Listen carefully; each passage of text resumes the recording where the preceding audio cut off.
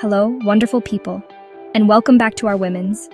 Today we're talking about something that is at the very core of who we are, the very foundation of our future, motherhood. I've always believed that being a mother is one of the most powerful, most influential roles anyone can ever have. It's a calling, a sacred trust to shape another human being. A mother is a child's first teacher, their first friend, their first source of comfort and love. The lessons learned at a mother's knee are the ones that echo through a lifetime, shaping the adults they will one day become. It's a journey filled with incredible joy, profound challenges, and the deepest love imaginable. The bond between a mother and her child is a force of nature, a connection that shapes everything. It's the safe harbor in a storm and the gentle push that encourages them to set sail. This influence isn't just a feeling, it's a tangible force that molds a child's entire being.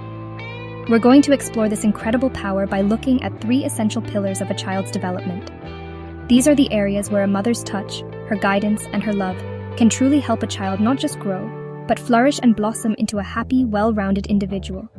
We'll be diving deep into a mother's role in nurturing a child's emotional world, stimulating their incredible minds, and building a foundation for their physical well-being.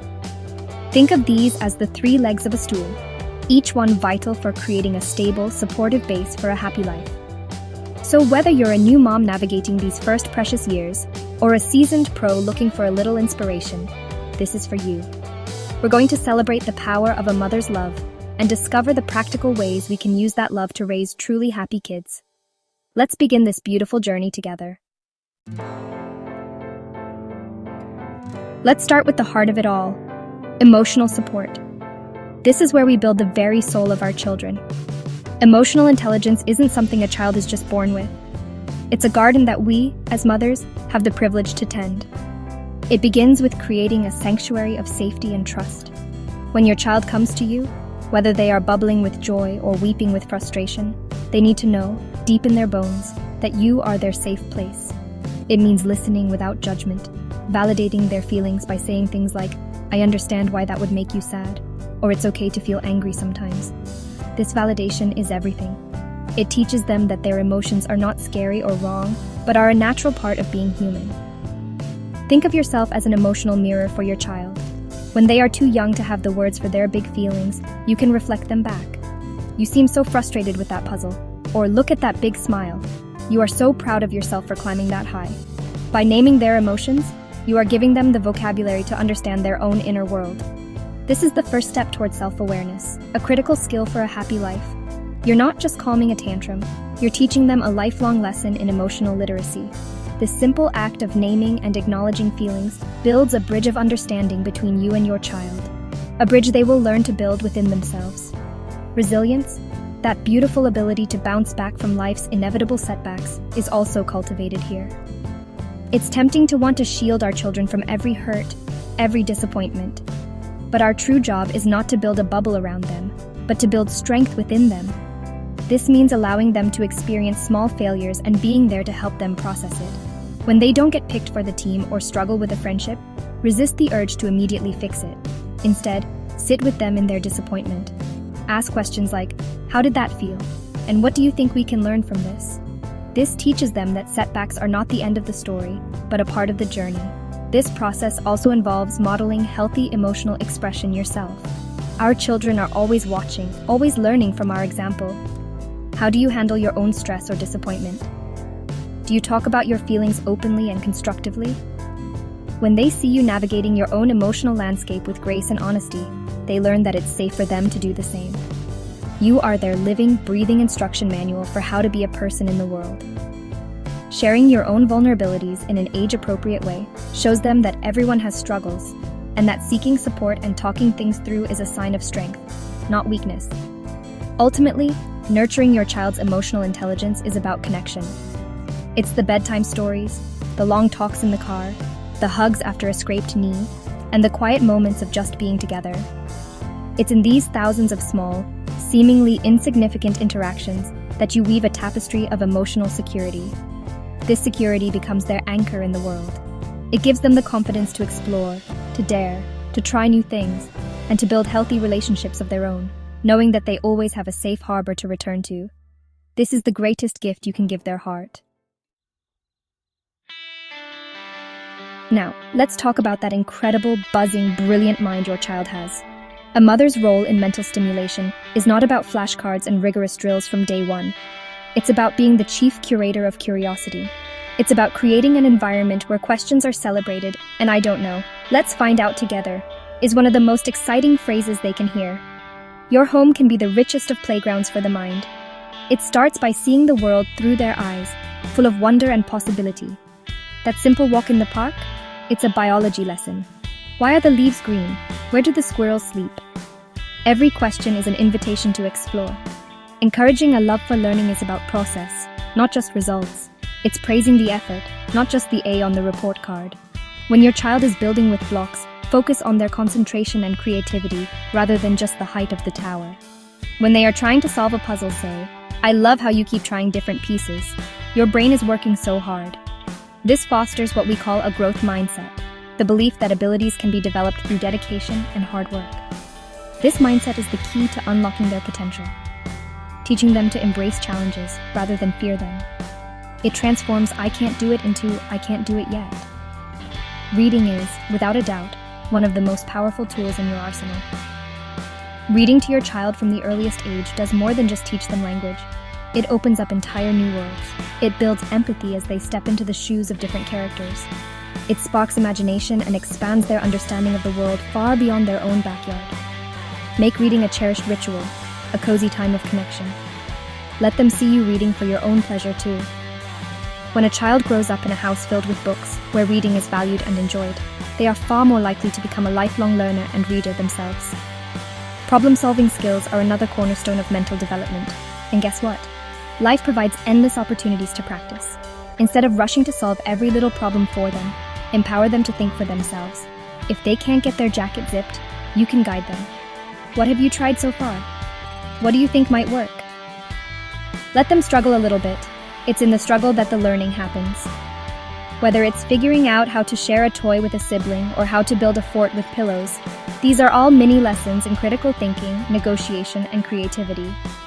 You are their coach, offering support from the sidelines, not playing the game for them. Finally, embrace the power of play. Play is the work of childhood. It is how children process information, test theories, and make sense of their world. Unstructured, imaginative play is particularly vital. It's where they can be superheroes, doctors, chefs, or explorers. This kind of play builds executive function skills, like planning, negotiating, and self-control, in a joyful, organic way. So, provide the props, the cardboard boxes, the old scarves, the pots and pans, and then step back. Give them the time and space to get lost in their own imaginations. By fostering this environment, you are not just entertaining them, you are building a more agile, creative, and resilient mind. We've nurtured the heart and stimulated the mind. Now we turn to the vessel that carries them through life, the body. A mother's influence on a child's physical well-being is profound, setting the stage for a lifetime of healthy habits. This isn't about achieving perfection or enforcing rigid, joyless rules. It's about, creating a family culture where taking care of our bodies is a natural and positive part of daily life. It begins with establishing gentle, predictable routines. Consistent sleep schedules, for example, are a gift to a child's growing body and brain. A calm, loving bedtime routine, a bath, a story, a cuddle, signals to their body that it's time to rest and recharge, which is crucial for growth, mood, and learning. Nutrition is, of course, a huge piece of this puzzle. The conversation around food in our homes has a lasting impact.